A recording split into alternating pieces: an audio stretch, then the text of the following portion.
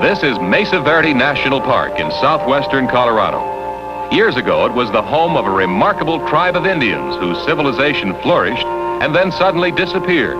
We'll find out more about this strange mystery, and we'll meet a 1,600-year-old mummy named Esther today when Discovery visits the Stone Age Americans.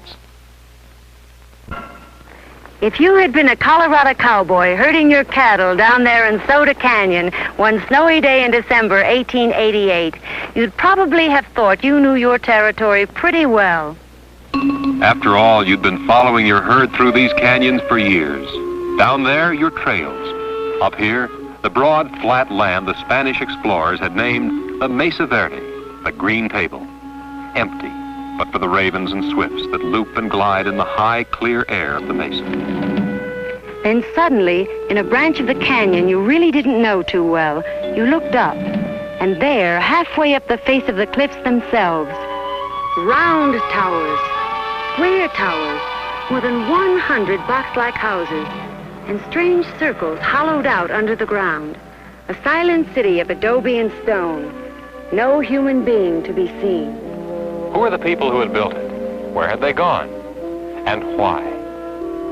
This is Cliff Palace, the largest cliff dwelling in the Mesa Verde. A few hundred feet below the mesa top and cut into the face of the cliff. The city's built in a cave measuring 325 feet long and 60 feet high at the opening. The cave cuts back 90 feet into the mesa and is packed side to side with houses, rooms, towers, and storage chambers. It's estimated that when Cliff Palace was inhabited, there were over 200 separate rooms rising in 8 different levels.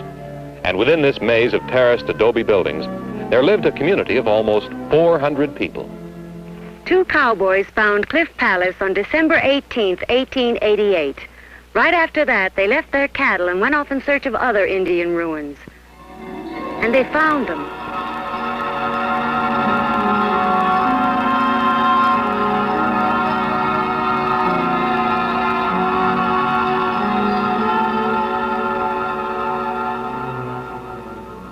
Three major cliff dwellings were discovered by 2 lonely cowboys in the space of a day and a half.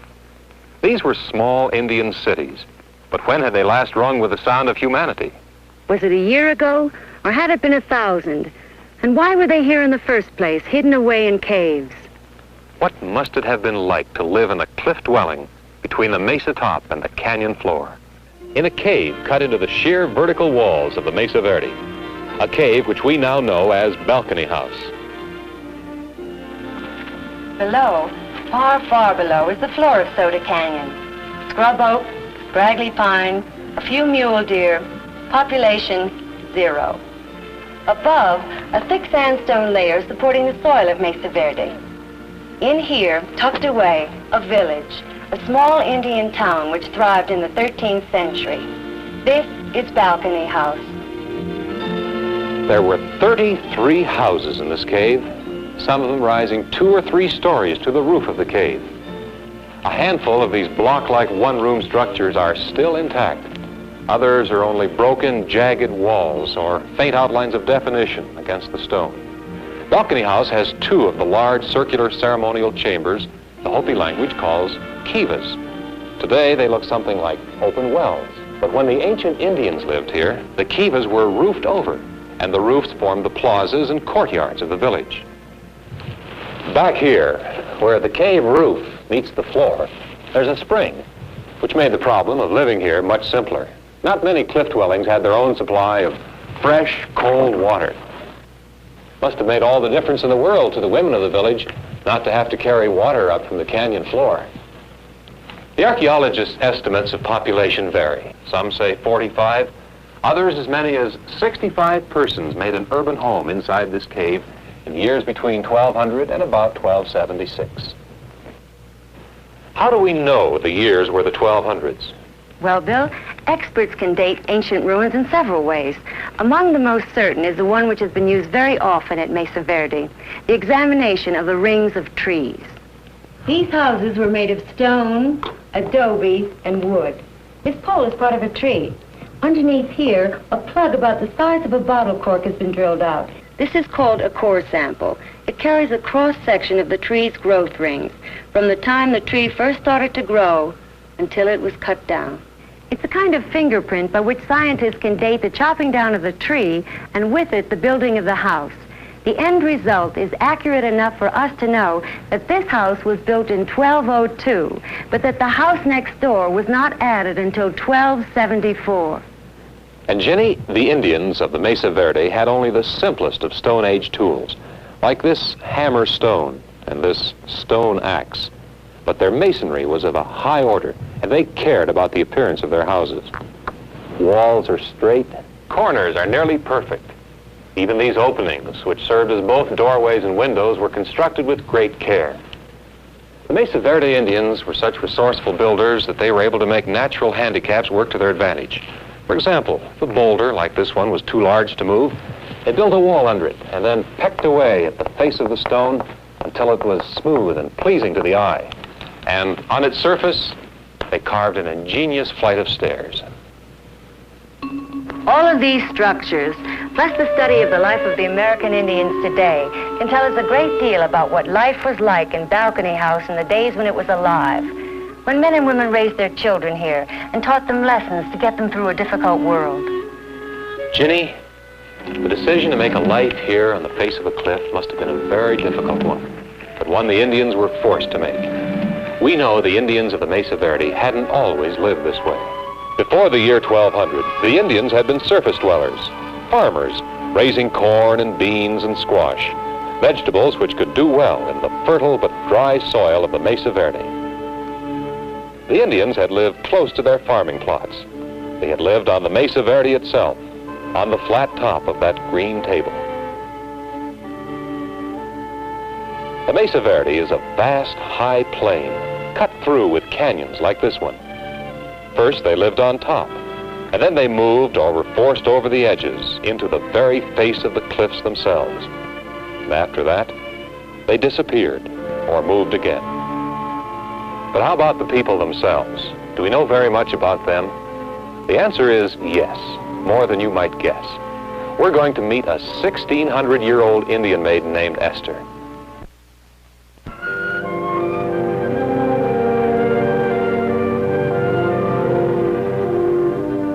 At the beginning of the 1st century A.D.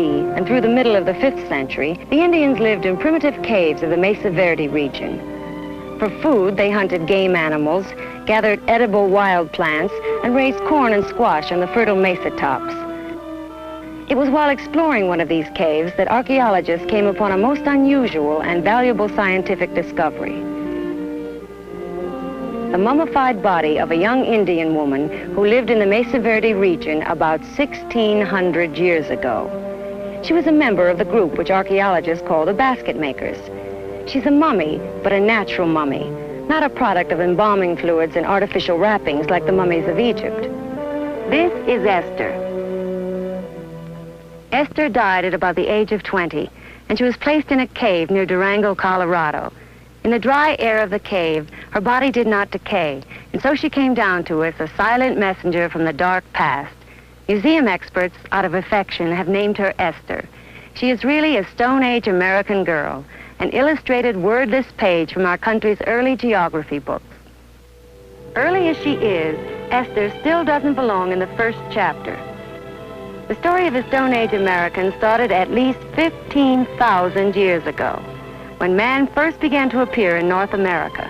They had come from Asia, crossing to Alaska and then moving south. They were hunters and nomads. They kept on the move in search of the animals they hunted. We don't know very much about them, but we know they were here, and we know they're the ancestors of a lot of today's North American Indians. These are the basket makers, the people of Esther's time. They were farming Indians who had no homes and lived in whatever caves the land provided. They were the first farmers of this area. When they came to the Mesa Verde, they brought with them the corn and squash which they raised. Corn was their basic food. They didn't use pottery, but they made baskets, which they used as all-purpose containers. They knew the dog and used his hair in weaving sashes and sandals and bags. There was no bow and arrow, but they did have a weapon called an attle-attle. It was a throwing stick which threw long, dart-like arrows. They lived simple lives, but they experimented and worked out new ideas. They handed down many, many things to those who came after them. including their own immediate descendants, the modified basket makers. It is now between 450 and 750 AD. The Indians have developed pottery and adobe for the plastering of their dwellings, and they have taken to the use of the pit house, the earliest surface dwellings found on the flat, open areas of the Mesa Verde. And there is now the bow and arrow. Beans came into use, and women learned how to thresh them and cook them. And as a result, protein came more and more into their diet. They had the stone axe and the maul and other stone and bone tools. There were more people, and they were stronger and healthier.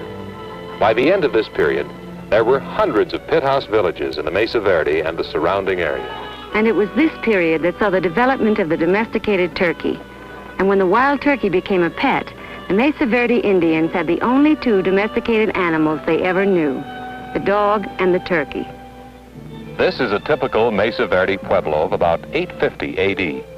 The houses are joined together in long, curving rows facing south.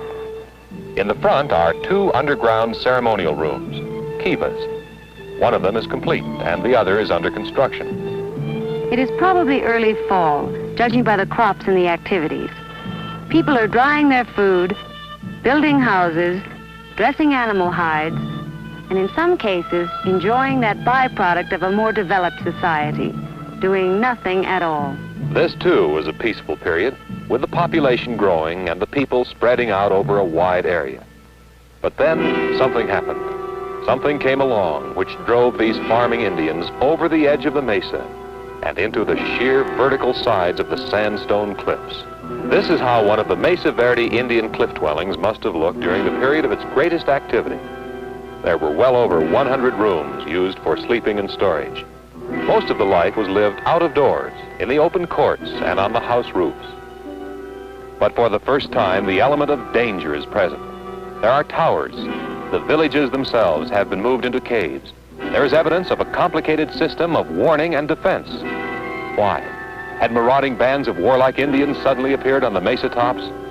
The answer is a very probable yes. But in the caves, with all the increased hardships, the life of the Indians of the Mesa Verde reached the highest point in its development.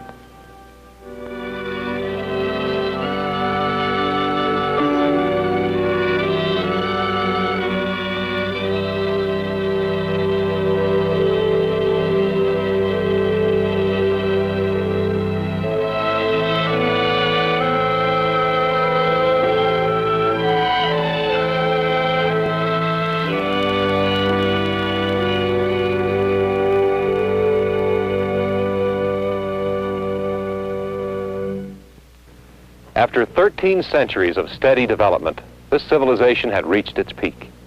Then, suddenly, they were gone. What happened to this 1,300-year-old civilization?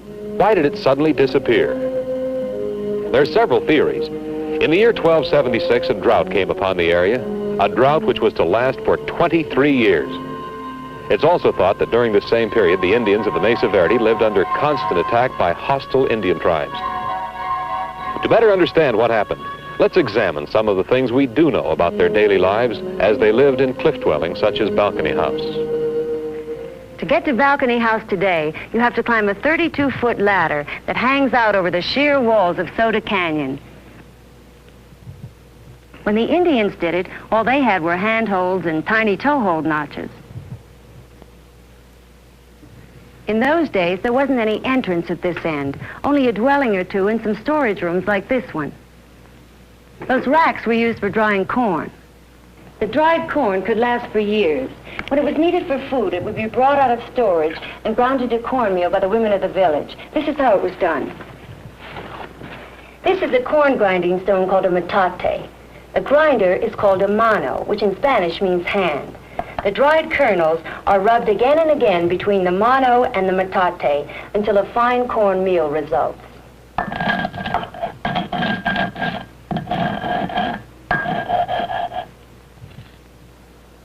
Like this.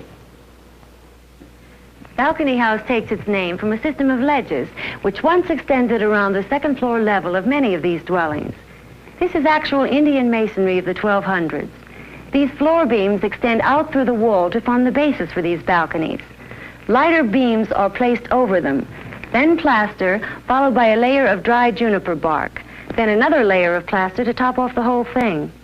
These balconies are useful as runways to get from one upper chamber room to another. Then, too, they must have been excellent vantage points on which to post a sentry. And sentries were needed, too, against the marauding enemies who had driven the people of Balcony House to the extreme measure of building such a dwelling in the first place. One of the times when a sentry must have been needed the most was when the men of the village were down below in the kivas, the ceremonial chambers, where Bill is now. Ginny, the experts are absolutely certain that the kivas were used for ceremonial observances and that they were largely restricted to men. And large families or clans may well have had their own kiva. The men would be down here, seated around this ledge or banquette, with a small fire going in the fire pit to keep them warm. The kiva had an ingenious ventilation system. Ventilation was necessary, remember, because the kivas were roofed over. Fresh air was drawn down into the room through this little chimney. Then this wall or deflector split the air current so they passed around it without putting out the fire or blowing the ashes around. In addition to the deflector and the fire pit, there is a third standard item found in every kiva floor. It's a small hole, perfectly round, and it's called a sipapu.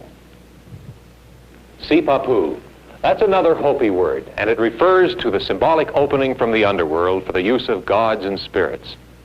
The Hopi Indians, like their ancestors who lived here, believe that they originally came from under the ground, from Mother Earth, and that eventually they must return there where their spirits and their ancestors live. They believe, according to many people, that the great Sipapu, the real one, is somewhere in the Grand Canyon. The kiva is a combination of ceremony and solid function. It must have been the warmest spot in the village, and winters on the Mesa Verde could go below zero.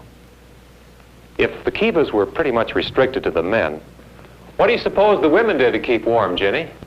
Well, Bill, the smoke stains on the roofs of the individual houses tell us that people had fires in their own rooms. Here's a place where the fire got out of hand. There was once a house right here that burned down. You can tell because of the charred timbers and also because all the remaining walls are a bright, even pink. Burning, actual contact with flame, oxidizes the sandstone and turns it pink. Life in Balcony House had its problems. Fire from within and the constant fear of enemy attack from without. There's no mistaking that the people of Balcony House were very, very conscious of the threat of enemy attack. The only approach to the dwelling was a narrow ledge running 400 feet along the face of the cliff. And at one point, that trail passed through a narrow crevice. And if that weren't enough, the Indians blocked the crevice with high walls and left only a tiny crawl tunnel. To get to Balcony House, anybody, stranger or friend, had to crawl through this little hole. And there were ledges just this side of the mouth of the tunnel.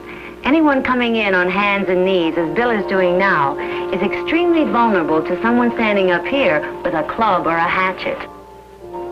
All those precautions, and still they weren't enough. The Indians of Balcony House had the best defenses of any village in Mesa Verde. They commanded this canyon in any direction you could name. But what they couldn't control was nature. They feared a hostile, two-legged animal, man. But what cut them down in the end, or forced them to move on, was a drought. In 1276, the rain didn't come, and the crops failed. No one will ever know how long their supplies held out, or how the decision to leave was reached. Did they all leave, or did some of them stay on, hoping for rain, but waiting too long? Those are questions without answers, Ginny. All we know is that 13 centuries of steady progress ended here, and the people vanished. They left behind their cities, like actors leaving the set of a play. All we can do is visit the stage, look at the scenery, and examine the props. Like the corn grinding stone, used every day for many years, and then one day never used again. It's only a part of a mystery story, the story of the Stone Age Americans, the vanished Indians of the Mesa Verde. We hope you've enjoyed our visit to Mesa Verde National Park, Colorado. If you'd like to find out more about the Indians of Stone Age America, ask your librarian for these books. The Pueblo Indians by Sonia Bleecker, The Ancient Ones by Gordon C. Baldwin, and this book, Hani, by Marion Conrad Buff.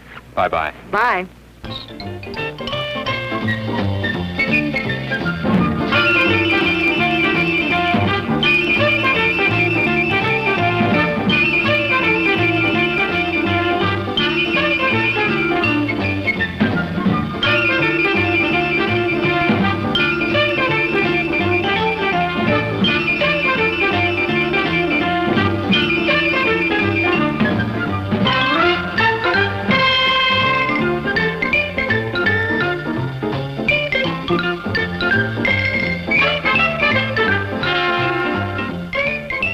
This has been a Jewel's Power production in association with ABC News and Public Affairs. And they found them.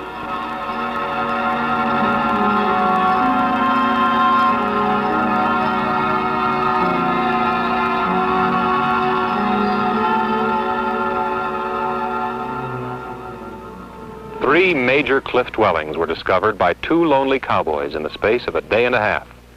These were small Indian cities, but when had they last rung with the sound of humanity? Was it a year ago, or had it been 1,000? And why were they here in the first place, hidden away in caves? What must it have been like to live in a cliff dwelling between the mesa top and the canyon floor? In a cave cut into the sheer vertical walls of the Mesa Verde, a cave which we now know as Balcony House. Below, far, far below, is the floor of Soda Canyon.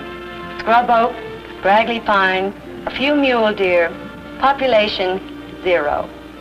Above, a thick sandstone layer supporting the soil of Mesa Verde.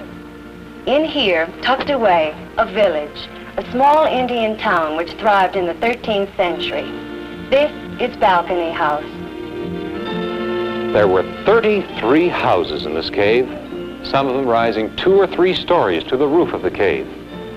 A handful of these block-like one-room structures are still intact. Others are only broken, jagged walls or faint outlines of definition against the stone.